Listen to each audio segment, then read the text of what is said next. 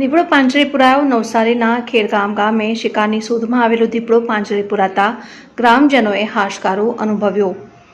નવસારીના ગ્રામ્ય વિસ્તારમાં સતત દીપડાની લટાર જોવા મળે છે, ત્યારે નવસારી નજીક આવેલા ખેરગામ ગામમાં વહેલી સવારે એક દીપડો પાંજરે પુરાયો. દીપડો શિકારની શોધમાં ખેતરમાં લટાર મારતા ગામ લોકોને નજરે પડતા પાંજરો મુકાવ્યો.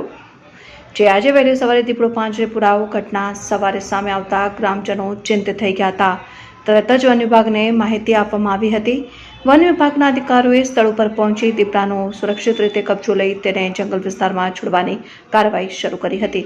આ દીપડો ગામના આસપાસના વિસ્તારના ખેડૂતો અને પશુઓ માટે જોખમી બન્યો હતો, પરંતુ પાંજરામાં કેદ થઈ જતા કોઈ નુકસાન ન થયું.